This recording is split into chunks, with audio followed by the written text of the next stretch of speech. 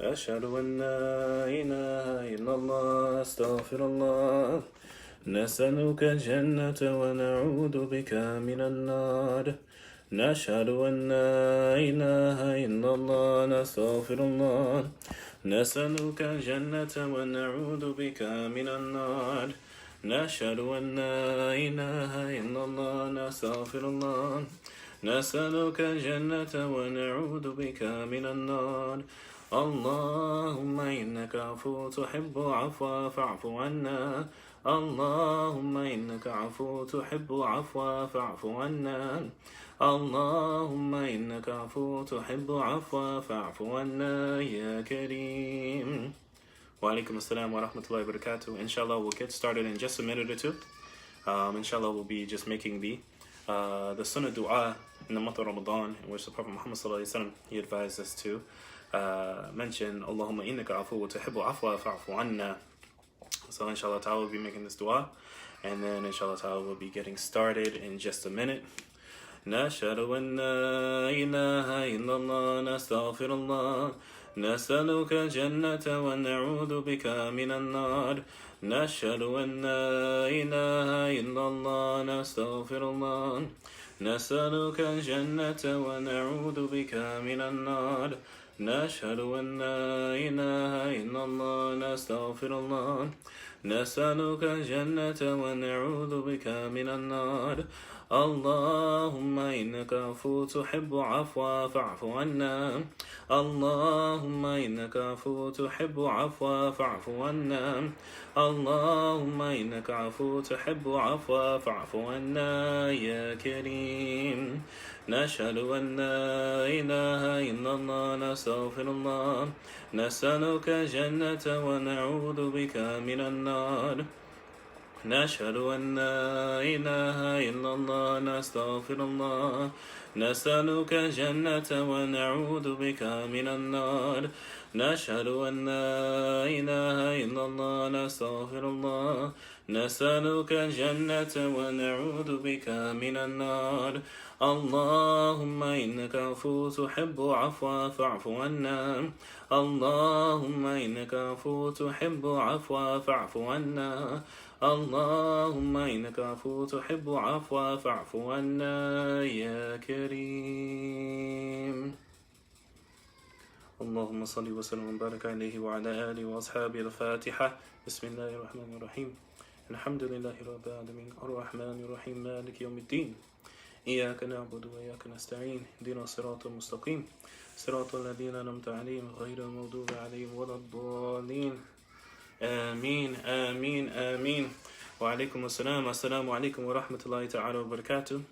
Jazakum Allah khair for joining on this evening in this blessed time of after the Asr prayer, after these last waning moments of the Asr time right before Maghrib.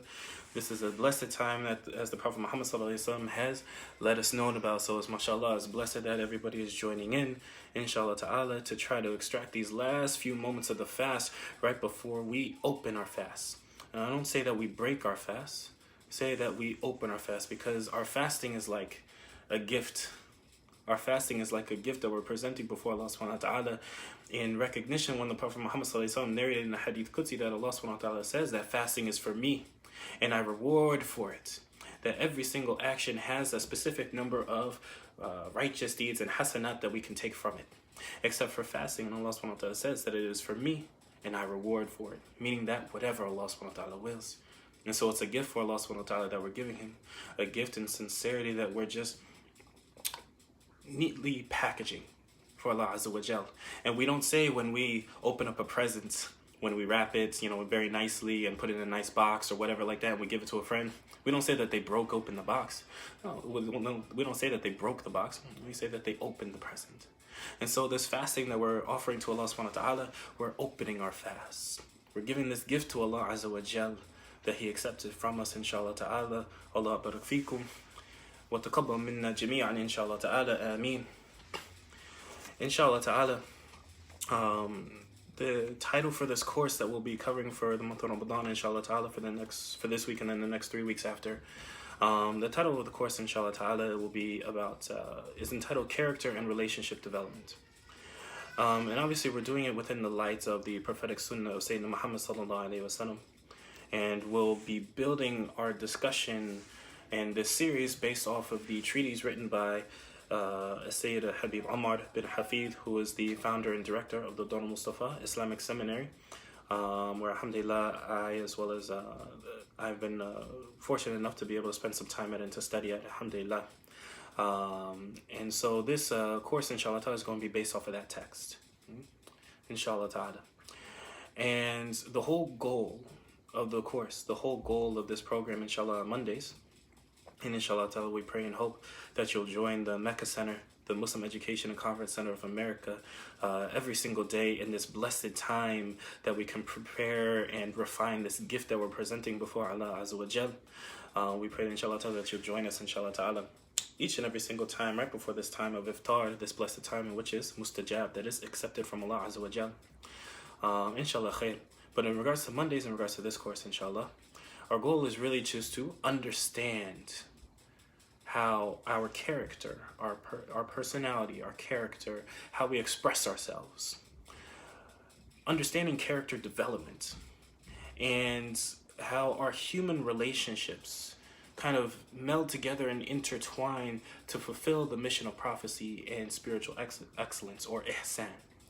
And it's in light of the hadith of the Prophet Muhammad sallallahu alaihi wasallam, in which he mentioned, "Bu'ithtu liyutammima husn al-akhlaq," that I was sent to perfect noble character. That I was sent to perfect noble character. And so it really begs the question for us, and inshallah ta'ala, as we, before I actually get into some of the content, inshallah ta'ala, what I'm hoping that we can do, and inshallah I'll try to keep an eye on time, inshallah, is that for the first maybe 20 to 30 minutes, we'll have a little bit of an introductory kind of presentation to some of the theoretical components of what we're talking about and how it relates within Islam, and how it relates as foundation for us as human beings, how its foundation is within Islam in regards to character development and understanding our place within relationships and the relationships we have as human beings. And then inshallah ta'ala, we'll actually, there's a barakah within going through the text and the materials of your teachers and being able to listen to their words, how they put things down. And so inshallah ta'ala, for the last 15 to 20 minutes, we'll try to go through the relevant section that we're discussing and read that from the teacher with whatever commentary that can be provided within a certain time frame, inshallah. And then after that, inshallah ta'ala, we'll open the last few minutes up for any questions or anything such as that.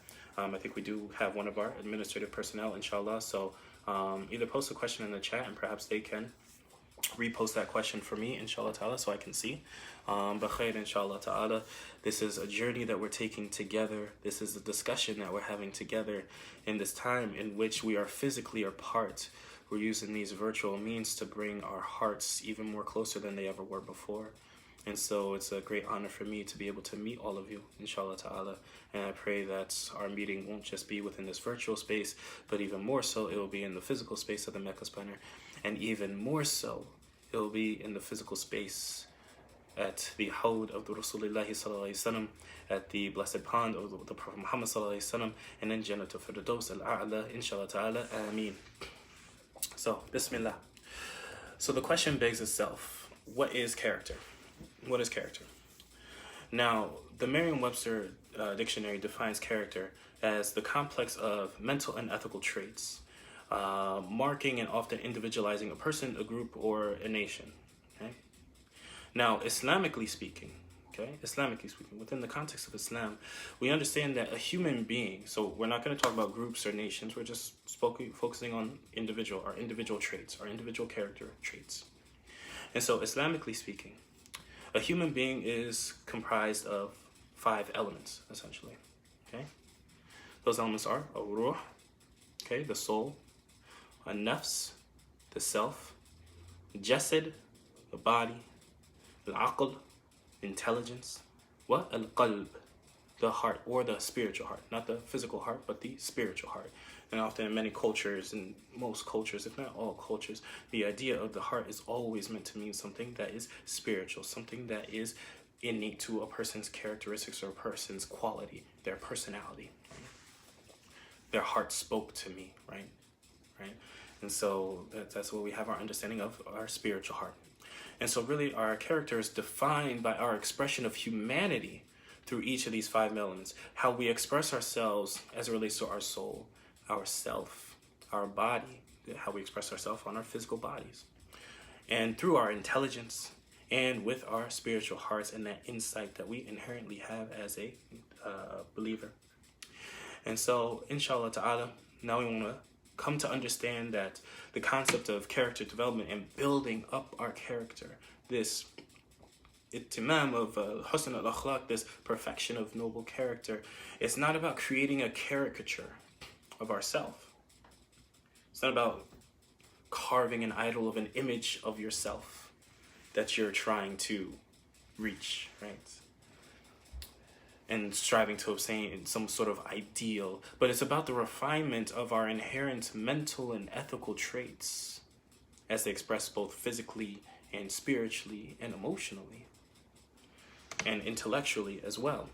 But it's the refinement of our inherent traits as they express themselves through these 5 modalities, through these 5 elements that we are as human beings, inshallah ta'ala. Okay, so that kind of puts the bow, and this is all just introductory presentation before we get into the introduction of the book, inshallah ta'ala, to kind of lay the groundwork, to kind of lay the picture of how we're going to have the concept, how we're going to have this discussion, and how we're going to conduct ourselves through this series, inshallah ta'ala, bidnillahi ta'ala. I mean, khair. All right, so that's the discussion on character. So now let's bring in relationships. Okay, so relationships, we all know them. We're not just talking about haram relationships. No, relationships are a vast definition, right? And so relationships can be synonymous with like having an affinity towards something or being affiliated with something. Okay, so there's usually 2 different parties at play here, 2 or more parties at play, or an association, or some kind of linkage, or even more so, having a connection with something or someone, right? Having a connection.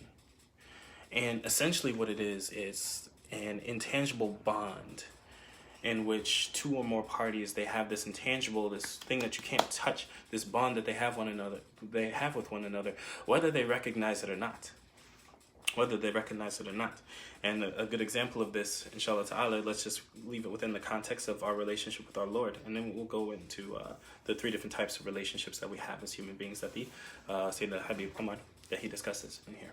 But anyways, inshallah, that in relation to whether we can recognize the relationship or not, we have the dynamic between those who believe in God, Jalla Jalaluhu, those who believe in Allah subhanahu wa ta'ala, right? And those who claim to be atheists. They say they don't even recognize that there's a God. And so the fact of the matter in life is that whether you can personally recognize this relationship that you have with God or not, whether how strong or how weak that relationship is, it's there and it exists inherently in of itself by its necessitation that there are 2 parties at play. And so even the atheist will have a relationship with God even if they don't recognize that there exists a relationship. And obviously when we say a relationship, we don't mean that it's a strong one. No, it's almost non-existent in a sense, right? Because they don't even recognize God in the first place. Whereas the believer, the mu'min, the believer, will have a relationship with God, and then that will vary in accordance with an individual's attachment with Allah Azza wa Jal, with how they utilize their aqidah, their creed, to understand the attributes of Allah Azza wa Jal, and how they should come to understand His essence, Jalla Jalaluhu, and everything associated with that. Qul huwallahu ahad, Allahu samad, lam yalid wa lam yulad wa lam yakun lahu kufuwan ahad. Say He is Allah, the one and only, Allah, the eternal refuge. He does not beget, nor is He begotten, and there is nothing alike unto Him. Right? So that's an example. And so relationships exist without consideration of a person's participation in it. Okay, and even on a human level, right? We may have perhaps we're somebody that we were adopted or something such as that when we were born. Okay. And our natural parents, they're our natural parents, they're out there somewhere, but we may not have met them, right? Now, even if we never meet them throughout the entirety of our lives, there's still a relationship between us, that are an intangible bond, that being a parent-child relationship, even if there was no kind of, interaction or what have you. And even more so with the parents who adopted, the non-natural parents who adopted the child, there's still that relationship between them, even if they weren't the natural means of the child coming about. And so relationships can come about in different forms, but they're there, and it's usually about a relationship between two different parties. Okay? All right, so that's our discussion on what is relationship. It's just what is a character, and the 5 modalities or the 5 elements that comprise a human being, right? The soul, the self, the body, the heart, and the intelligence, right? Or the intellect, okay? And we discussed what are relationships, all right? And I mentioned basically it's a relation or a affinity or connection between 2 or more parties, whether they recognize it or they don't. Inshallah khair. All right, now, relationships, even diving a little bit further, okay? And this, when we dive a little bit further into relationships, you're going to start to see, and inshallah we all will start to see, where character fits into relationships. And as it relates to our primary relationships as human beings, and we'll get into that discussion shortly of what they are, that all of our relationships, all of our interactions, all of our connections with people, with Allah subhanahu wa ta'ala, or with ourselves, are either healthy or they're unhealthy. Okay? They're either healthy or they're unhealthy. Okay? Now, still laying the groundwork, inshallah. Now, healthy relationships. Okay? Now, this is a non-exhaustive list.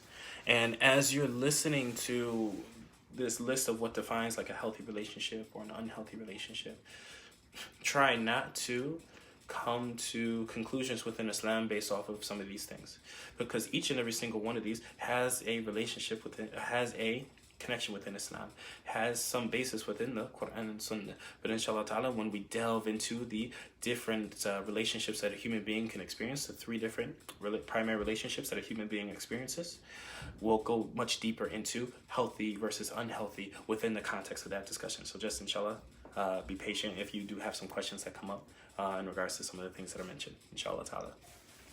All right, khair, inshallah. So a healthy relationship consists of, okay, so amongst the things are, there's mutual respect, okay? Number 1, there's mutual respect. And this is that there's both parties or more parties, they value the other individual, or they value the other party, okay? And that there's clear boundaries, okay? There's clear limits set that are understood and respected and valued for the other party, okay? That's in the context of a healthy relationship. I'm going to try to stay away from getting to practical examples here, because I'm going to save that for the next 3 weeks, inshallah ta'ala. So bear with me with a little bit of the theory, okay? Bear with me with a little bit of the theory behind it, inshallah ta'ala. Okay, so that's the first, mutual respect. Secondly, we have trust, okay? Trust is another component of healthy relationships. And trust really is like you're giving the benefit of the doubt to somebody. You have a leap of faith, you could say, in that individual or in that person, inshallah ta'ala, right? And so those are aspects of trust. Really, trust is at the building block of any kind of relationship. I think we all have experienced, whether we're new to Islam or not. I converted myself, and I've had my fair share of heartbreak, both before Islam and after Islam, mashallah. But in any regard, that trust is really at the building blocks of any relationship, right? Trust is at the building blocks of any relationship, such as the quality of a siddiqeen. We know that the station, after the stations of the prophets in terms of the best amongst humanity, we have the al-anbiya, the prophets, well, siddiqeen, the truthful saints, right? Those who confirm the truth. Or they have that trust. Shuhada, the martyrs. Salihin, the righteous and pious. Those are the 4 stations of how individuals can be categorized that are in the favor and the rida, the pleasure of Allah subhanahu wa ta'ala, right? And so trust is really at the building block of any kind of relationship, right? Khair, inshallah. So that's at its basis. Third aspect, and I have about 6 here. The third aspect of a healthy relationship is honesty, right? And so it relates with truth, and relates with trust, right? But honesty, okay? We know that the Prophet Muhammad ﷺ was a sadiq al-amin, that he was the truthful one, the trustworthy one, right? The truthful one, the one who is honest, and the trustworthy one as well. And so really honesty, that it works in partner with trust within the context of a relationship, in order to build trust and strengthens the relationship. And so you have trust that as its basis, and then honesty, when people are honest with one another, when they're truthful with one another, then that builds the relationship. So the two are kind of actually interrelated and can be put within a similar category, but we're just separating it for now just to kind of make that distinction. Okay, so honesty is something that builds relationships. So when both parties are honest with one another and tell each other what's what, and don't deceive one another, okay? Whether it's a husband and wife not deceiving one another as to the reasons for their love for one another, right? Or us deceiving, say say that we have a pet cat or something such as that. That wasn't meant to rhyme. But anyways, that we have a pet cat, and we're beckoning the cat towards us and making it think that we're going to give it a treat, but instead of giving it a treat, that we're going to lock it in the cage. How's the cat going to be after that, right? How's the cat going to react when you try to beckon it and tell it to come forward with a treat afterwards? Really being honest and not deceiving somebody is really, or something, is really at the base. It works at the base of trust and helps to build up a relationship. Right? That's a component of healthy relationships. Fourth one is compromise. Okay, compromise. Now, compromise, that's give and take. Now, it doesn't mean that you belittle the other party or that you try to take advantage or manipulate the other party into giving or taking or what have you. Oh, but it's a mutual participation of that give and that take, where you don't have one party that's an advantage over the other. It's a mutual process. It's something that's together, inshallah ta'ala. Yeah. So give and take. And I think any one of us, whether before Islam or afterwards, who've ever been in a significant relationship, we understand that marriage and friendships, that they involve inherently give and take. Right? They involve give and take. And we'll speak in regards to the relationship with Allah subhanahu wa ta'ala, with God, how that also manifests itself too. But we're going to save that for next week, inshallah. Okay? Fifth one is a sense of individuality or autonomy. And so that the identity of an individual isn't solely based off of what the other party desires from it. Okay? So an example of this is somebody's say that a man is told that he has to display certain qualities of being courageous, and it has to look like he is willing to fight anybody in protection of his wife or something such as that. And maybe naturally the person is the man, he's not given to want to fight. He's just not in his nature. He doesn't like that. He's not aggressive. And that's perfectly fine and acceptable. Alhamdulillah. And we're going to talk about how that's perfectly fine and acceptable, and there's no caricature or ideal in Islam. It's not about what you are, but it's about how you are with Allah and in the context of relationships with khair. We're going to go to that. And so that's the man, if he tries to take up that moniker of always trying to fight or whatever like that, that's not, he's not choosing on how he is. He's only doing it because it's based off of another individual's perception of how they should be, right? And so there's no real true dynamic in that relationship that's really healthy, because the other party is giving up something of themselves, an inherent aspect of themselves, at the pleasure of another, and that results in a dynamic that's not healthy, because that's a false advantage and disadvantage position. Okay. And lastly, open communication, being able to communicate and having a dialogue, inshallah ta'ala, however means that comes about, whether it's verbal communication, non-verbal communication, or other various types of communication that there may be in relation to Allah subhanahu wa ta'ala, the creation, and with ourselves, right? Khair. So those are some, and there's more, inshallah ta'ala, but those are some aspects of healthy relationships. And so, inshallah, we pray maybe everybody took some notes, because maybe those that are looking for spouses or what have you like that, perhaps these are some things that you can use, inshallah ta'ala, afterwards as well, right? Right? But don't private message or hit up the questions for any relationship advice necessarily. I don't know this is the course for that, inshallah khair.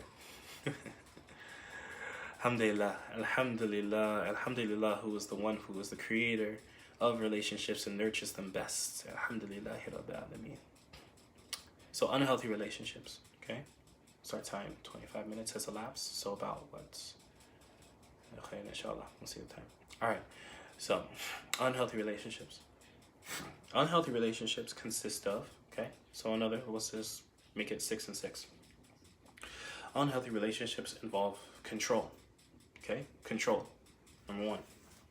And really, when we talk about control, it's the usage of various modalities to restrict another in various ways in such a way that is detrimental to the health of the other party.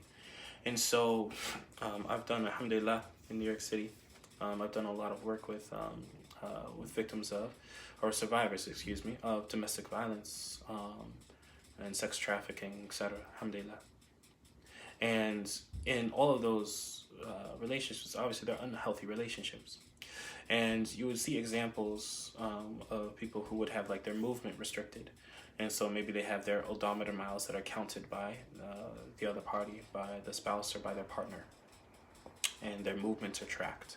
And they're told to go to certain places and not to go to other places. Or they can only go to certain places like restaurants or heavy if they're with the partner or something like that. But they're not allowed to leave the house by themselves. That's just a small example. But control is an aspect. And it comes to the detriment or the harm to the health of the other individual. Okay? All right? So control. All right?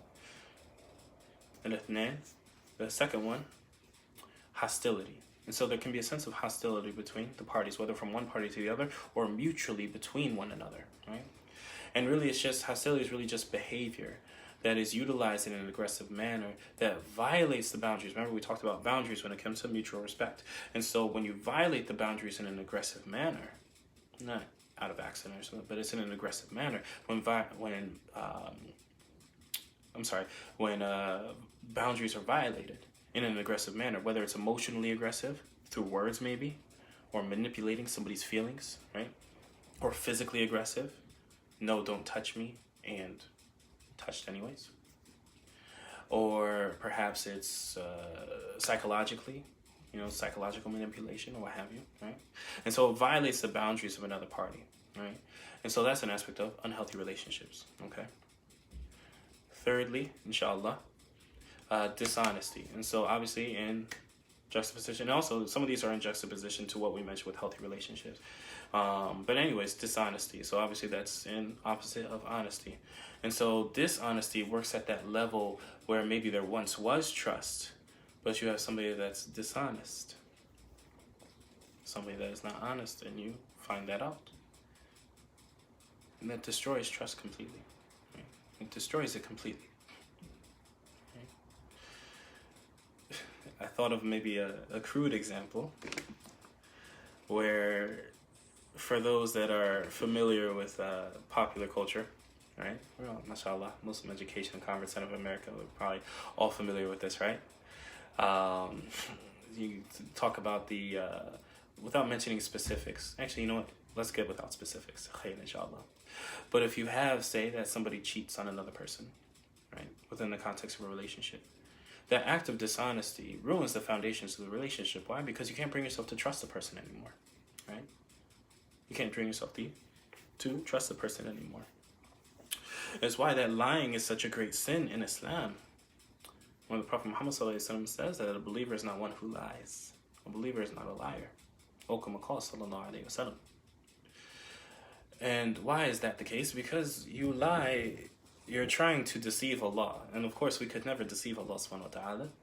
But necessarily, we're ruining our connection with Allah subhanahu wa ta'ala when we're lying. Let alone if we try to lie to Allah. Allah,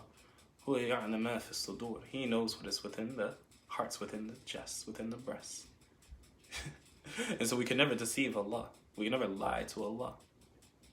But when we attempt to do that, like being munafiq, being a hypocrite, when we attempt to deceive Allah, وَيْلٌ لِلْمُصَلِّينَ الَّذِينَ هُمْ فِي صَلَاتِهِمْ سَاهُونَ وَالَّذِينَ هُمْ يُرَاءُونَ. Woe to the worshippers, woe to those who pray. Those who, when they pray, they're forgetful. Those who only wish to be seen in the prayer. You're not really actually praying for Allah subhanahu wa ta'ala. You're saying, oh yeah, I'm praying lillahi ta'ala, usalli salata maghrib lillahi ta'ala, and I'm praying the salat of maghrib for the Allah subhanahu wa ta'ala, but you're doing it just so that way you're trying to impress the hijabi next door or something, so that she knows that you're a person of prayer, right? or you're trying to impress your friends and look, oh, mashallah, the uncles in the masjid looking at you, oh, mashallah, we should have him lead some of the Quran circles or something. Nah. You never deceive Allah. And that ruins the relationship that you got with Allah. Khair, inshallah. Another aspect is lack of mutual respect. Lack of mutual respect. And so this is kind of like a lack of value. And so this is in juxtaposition with mutual respect. Obviously, having a lack of it is not valuing the inherent characteristics or the inherent personal traits that another individual has or of the other party. Okay? So lack of mutual respect.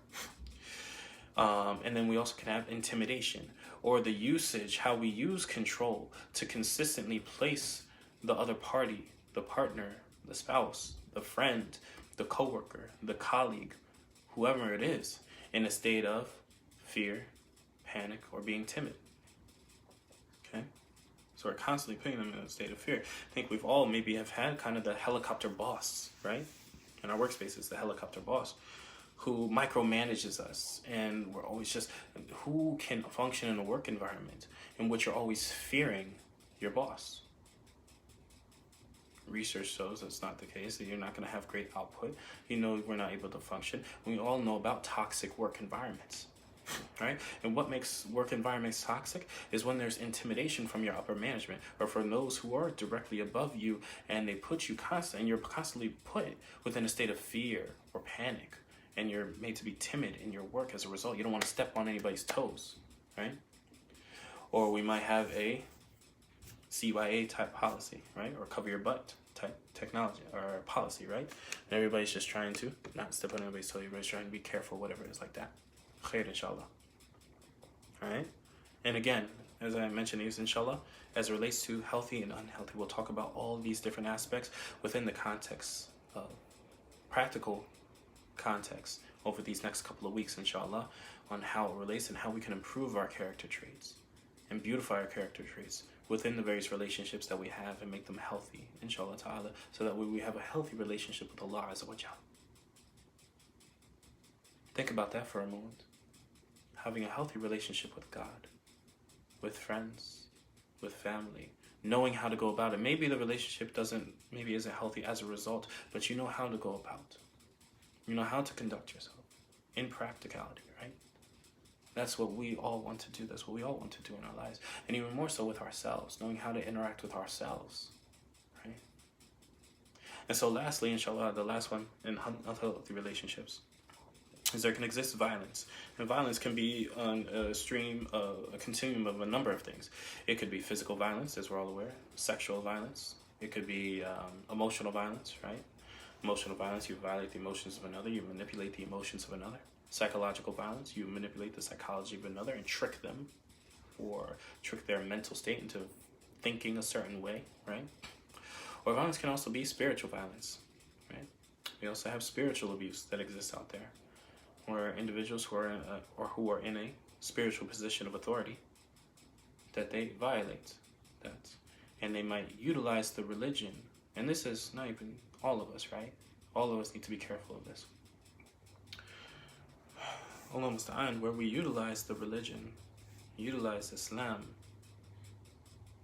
to shame, to abuse, to humiliate, or to harm another person. We pull out the hadith to attack somebody. We pull out the Quran verse to prove that we're right and just they're wrong, and that they're not a true believer. Right? When we pull out the famous quote of such and such a scholar to prove that so and so is not really within the fold of Ahlul Sunnah wal Jama'ah, that they're truly not within the fold of being amongst the people of Sunnah, or the people of Islam, the people of faith, right? And that we should just stay away from them because so and so said this. And spiritual abuse. Spiritual violence. Khair, inshallah. So, bismillah. So, khair, inshallah. I tend to get long-winded, so forgive me. Anyways. Alright, so. Now, within Islam, and in reality of our condition of life as human beings. Okay? Alright? Now, I kind of alluded to it a little bit before. Okay, well, actually, you know what? Let me just backtrack and let me review, okay? So we talked about character, right? We talked about what character is and how it's seen. ethical mental makeup, ethical mental traits, right? How an individual operates, right? And the 5 spheres or elements that comprise a human being. Okay? I won't repeat them. And we talked about what a relationship is.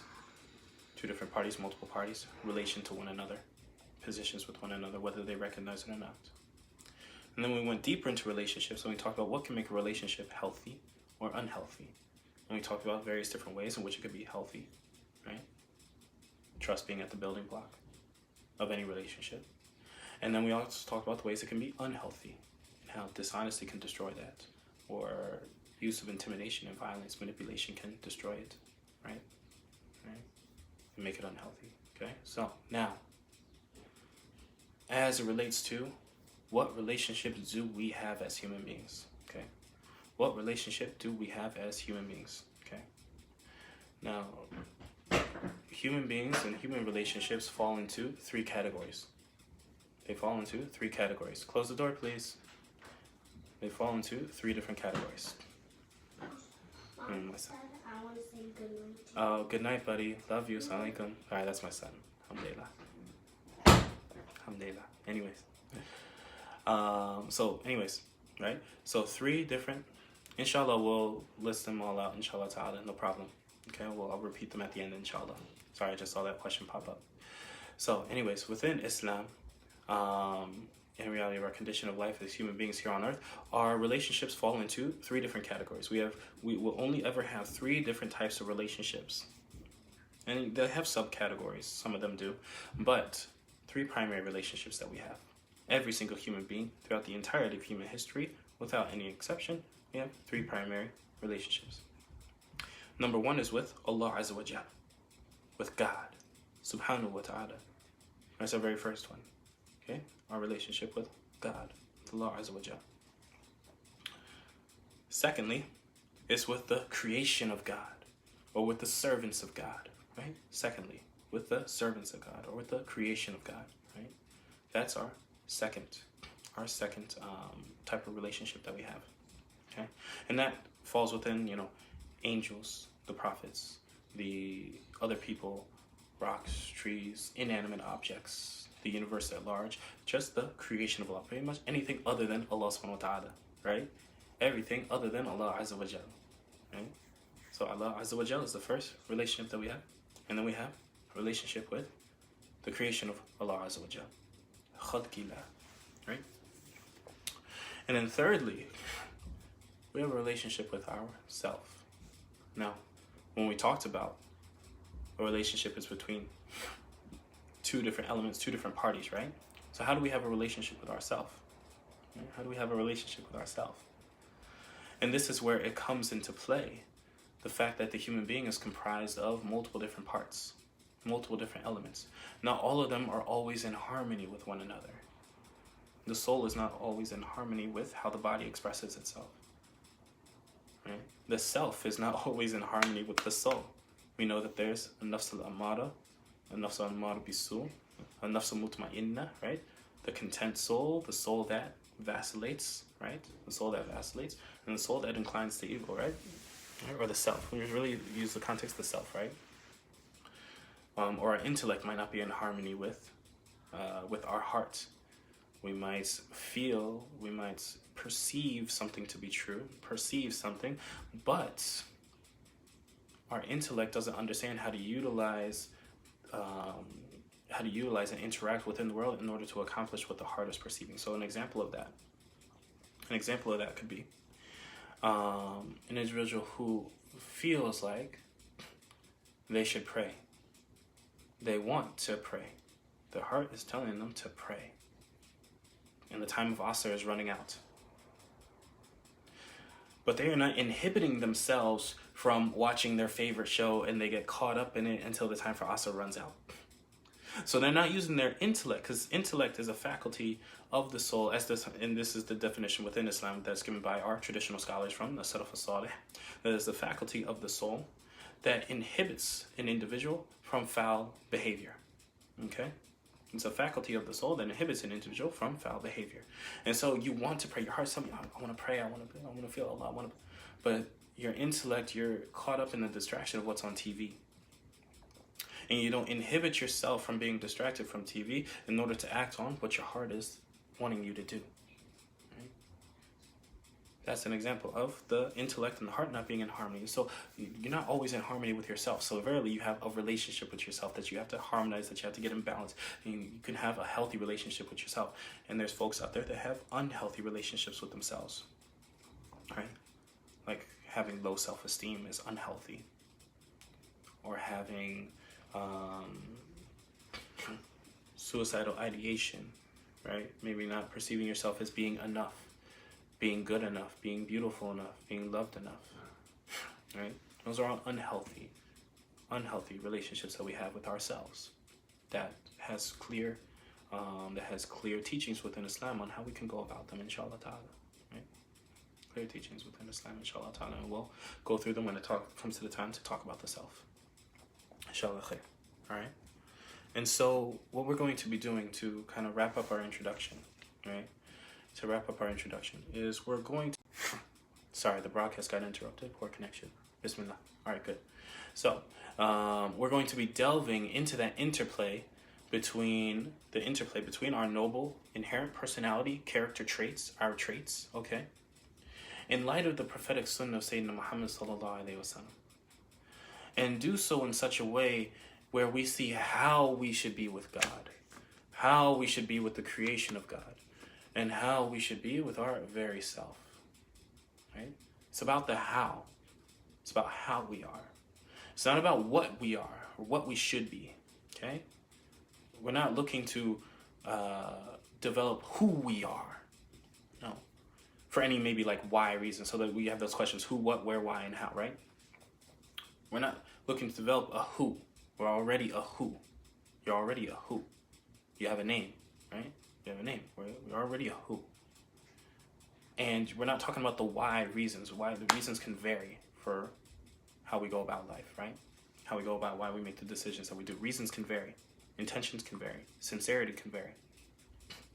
But we're not using the who and the why. We're not saying I am Saleh and I am teaching the text our traits because I want to be. No, that's not. That's not it. That's not it. It's not about using the who and the why to be a what. So you could be known as. No. That's a caricature. That's false. That's an idol that you're creating. It's an idol that you're creating and worshiping that idol in pursuit of it. In pursuit of being it. In pursuit of adoring it. And being it. And worshiping it. Don't create an idol of yourself. I should not create an idol of myself. That's not what we're calling towards. We're calling towards who we are, why we do what we do, and how we should be with others, how we should be with Allah, how we should be with ourselves. I am Saleh, and I am teaching our traits because, inshallah, Allah accept it, because I want to gain closer to Allah subhanahu wa ta'ala. And this is how I'm going to teach, not because I want to be, no, not to be an idol. How we should go about, right? How we should go about our lives.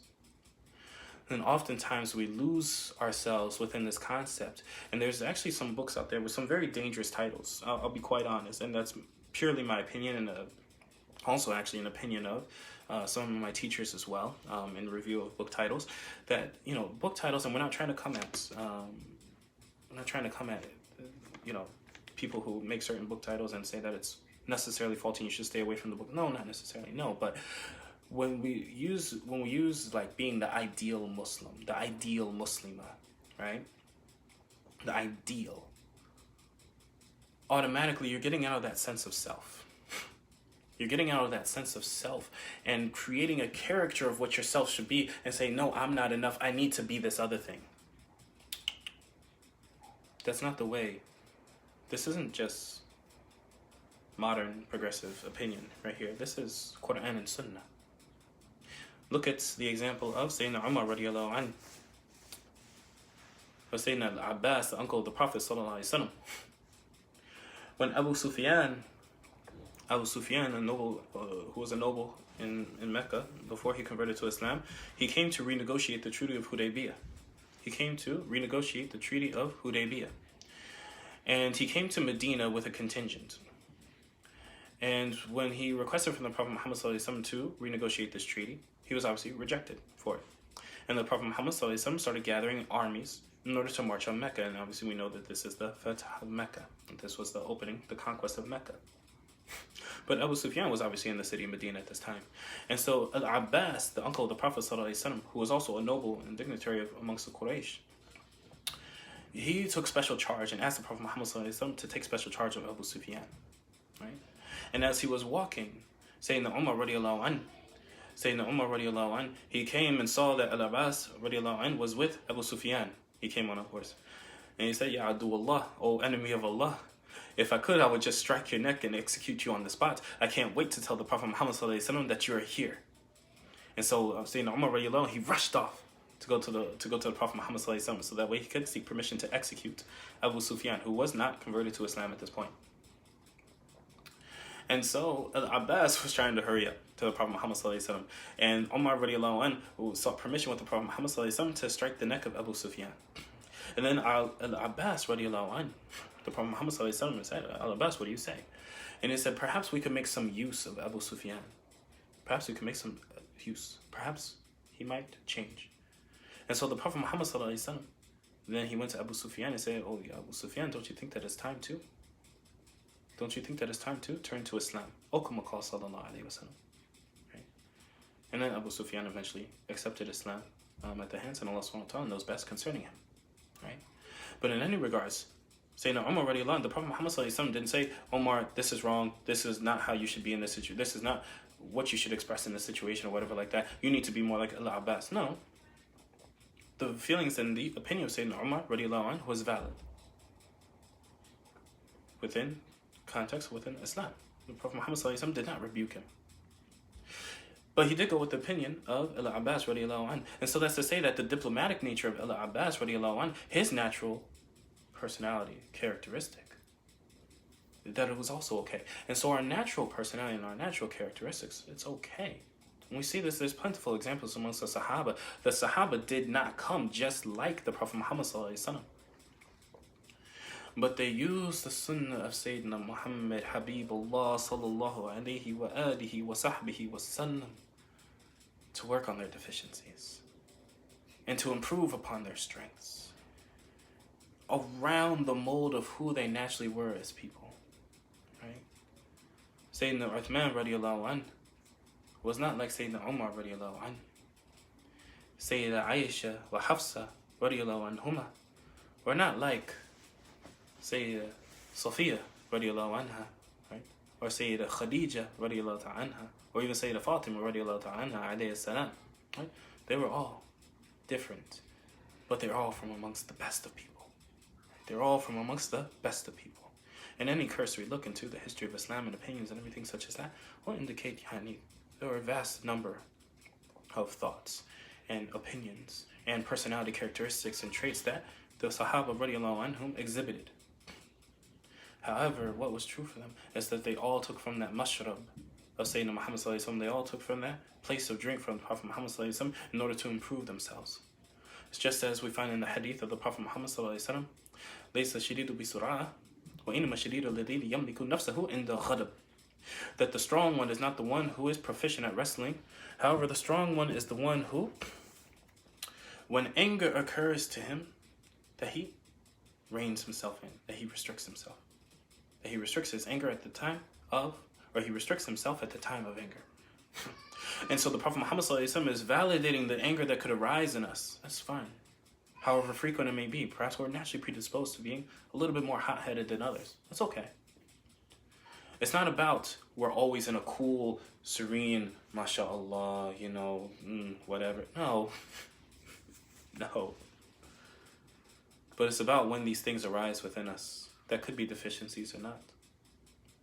How we express them is the difference. How an individual controls themselves at the point of anger. The anger may come, but how you express your anger at the point of when it comes, that's what makes you strong. The Prophet Muhammad ﷺ wants us to be strong. That's the Character virtue, that's the character trait that we need to, the noble characteristic that we need to have. But whether we naturally do not get angry, or maybe we naturally do just tend to be hot-headed, it's at the point of when we do come to anger how we manifest ourselves, how we express ourselves. That's what Sayyidina Muhammad was teaching. And that's just an example. But that's an illustration of what we mean when we say it's about how we are and how we express ourselves, not what we are. It's not about being the ideal Muslim or Muslimah, but it's about how we're trying to be in that pursuit of being the ideal Saleh, the ideal Zainab, the ideal Muhammad, the ideal Hafsa, the ideal George, the ideal Julia, whoever we are, right? It's that ideal that we want to be of ourselves in relation to ourself, the creation of God, subhanahu wa ta'ala, and Allah Azza wa Jal himself, okay? Bismillah. What's our time? 15 minutes. Khalas. And so ultimately we'll wrap up with these last few minutes. And actually we won't go through the text today because I think we only have just a few minutes left, inshallah. So, hey. Alhamdulillah. And so ultimately we come lastly to the question of why do we need this? Why change myself in the first place? Why I gotta change? Shouldn't God love me as I am? Doesn't God unconditionally love? So why do I gotta change? Why do we need noble character? Religion had a deen of Islam. This is the religion of Islam. This is the way of life of Islam, of submission. What other destination do we have other than our return to Allah subhanahu wa ta'ala? وَإِلَى اللَّهِ تُرْجَعُ الْأُمُورِ, and to Allah subhanahu wa ta'ala returns all affairs.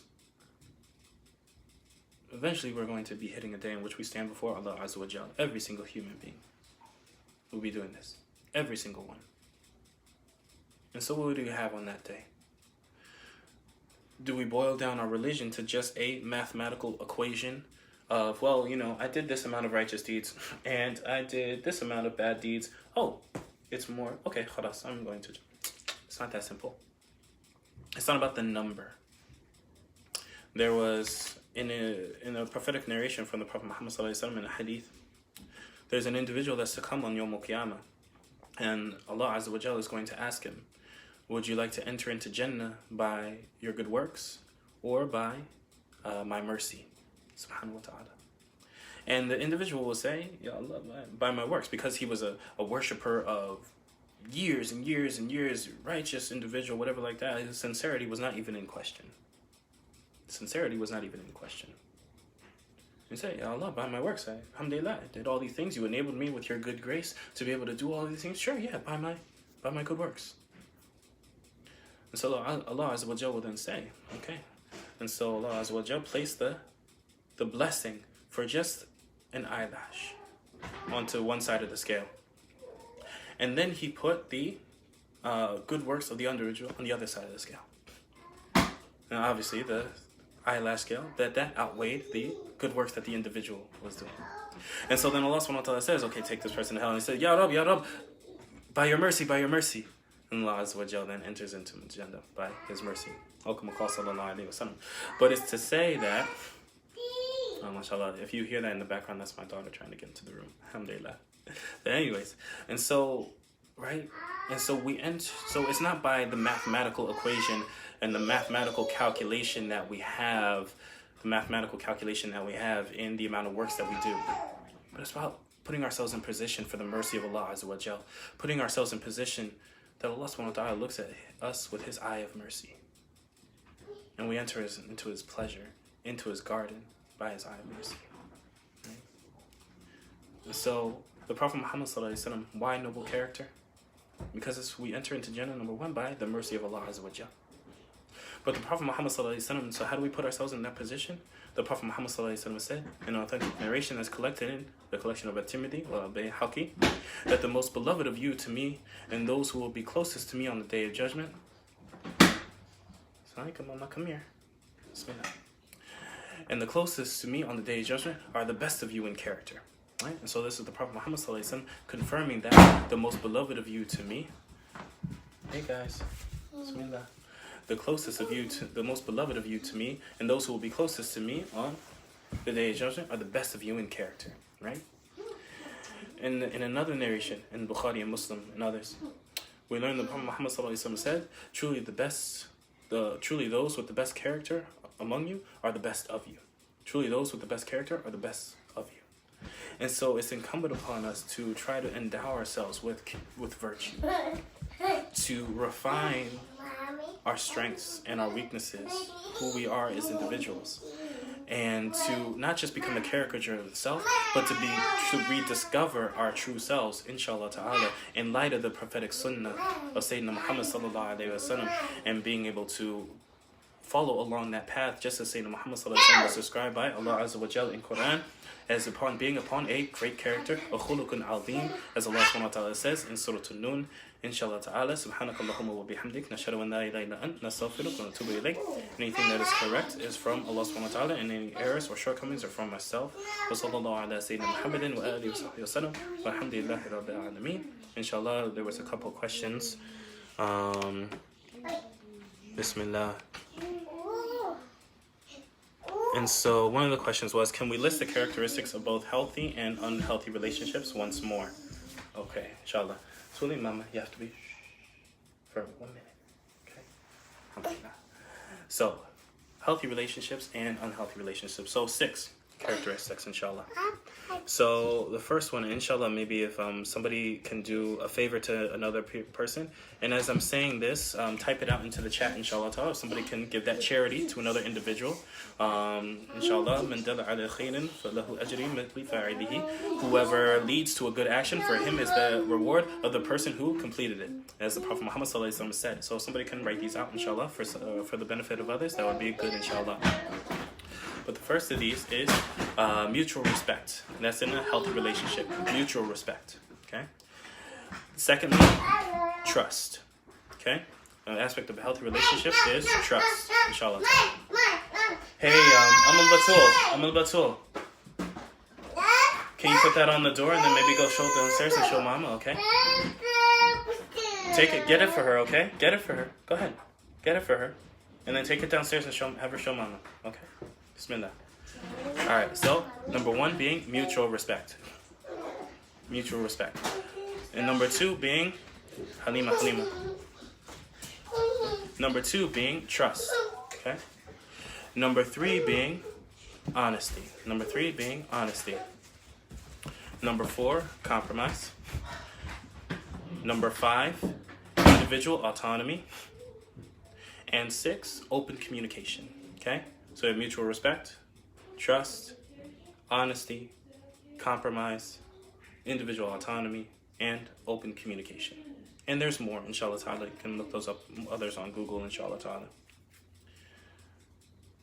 As it relates to unhealthy relationships, signs of those as control, hostility, dishonesty, and I'll say them slower again. Hostility, dishonesty, lack of mutual respect, intimidation, and violence. Okay? So, unhealthy relationships, aspects of them are control, hostility, dishonesty, a lack of mutual respect, intimidation, and violence or abuse, we'll say. And violence, when we specify that can be in a number of forms, not just physical violence, spiritual violence, emotional violence, psychological violence, mental violence, and emotional violence as well. Khair, inshallah. That was one. Bismillah. I think that was the only question that people wanted that to be. People wanted that listed out. Inshallah khair. Alright. Alhamdulillah. Alhamdulillah. And jazakumullah khair for everybody who gave that charity and posting it for others.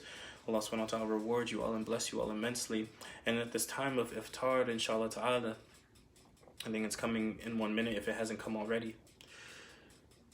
Before we open our fasts, before we open this gift that we're presenting to Allah Azza wa Jal of our fasts, make sure inshallah ta'ala that we make dua, when we make dua for others. in this time of, and I'll probably say, and I say this a lot, but it needs to be said a lot because it needs to be said, that when we talk about unhealthy relationships and violence, there's a lot of individuals who are stuck in their homes and stuck in this quarantine who are in very unhealthy situations. They're in abusive situations. And that it would be better for them to be dealing with COVID-19 in the hospital than for them to be remaining in their homes, stuck with their abuser, or stuck with whomever it is, whether it's from children, women, or men as well, elderly and young alike. And so before we go off, inshallah ta'ala, let's make sure that, inshallah ta'ala, we ask Allah subhanahu wa ta'ala that He makes easy this affair of this quarantine for individuals who are in unhealthy situations and in unhealthy relationships. And we ask Allah subhanahu wa ta'ala that He endows each and every single one of us and our loved ones and those who are close to us, Muslim and non-Muslim alike, with the noble characteristics and the virtues and the qualities that bring about the pleasure and the love and glorify Allah subhanahu wa ta'ala. We ask Allah subhanahu wa ta'ala that He doesn't allow us to commit shirk with ourselves by creating a caricature of ourselves and worshiping that idol that we try to present for other people for clicks and for likes and for views and for loves and for whatever it may be. And that we actually try to rediscover ourselves in relation to our Lord, in relation to others, in relation to ourselves, in truth and in sincerity, and have that building blocks of true relationships within our true selves, and look for ways to accent or accentuate our inherent character traits and personality characteristics in a way that brings about the love of Allah Azza wa Jal, and about the closeness and feeling to our Prophet Muhammad sallallahu alayhi wa alihi wa sallam. ربنا لا تؤاخذنا إن نسينا أو أخطأنا ربنا ولا تحمل علينا إصرا كما حملته على الذين من قبلنا ربنا ولا تحملنا ما لا طاقة لنا به واعف عنا واغفر لنا وارحمنا أنت مولانا فانصرنا على القوم الكافرين آمين. نشهد أن لا إله إلا الله نستغفر الله نسألك الجنة ونعوذ بك من النار نشهد أن لا إله إلا الله نستغفر الله نسألك الجنة ونعوذ بك من النار نشهد أن لا إله إلا الله نستغفر الله نسألك الجنة ونعوذ بك من النار اللهم إنك عفو تحب عفوا فاعف عنا اللهم إنك عفو تحب عفوا فاعف عنا اللهم إنك عفو تحب عفوا فاعف عنا يا كريم. بسر الفاتحة. بسم الله الرحمن الرحيم الحمد لله رب العالمين الرحمن الرحيم مالك يوم الدين إياك نعبد وإياك نستعين اهدنا الصراط المستقيم صراط الذين أنعمت عليهم غير المغضوب عليهم ولا الضالين آمين. Assalamu alaikum wa rahmatullahi ta'ala wa barakatuh. Everybody have a beautiful rest of your evening. Inshallah ta'ala khair. Assalamu alaikum.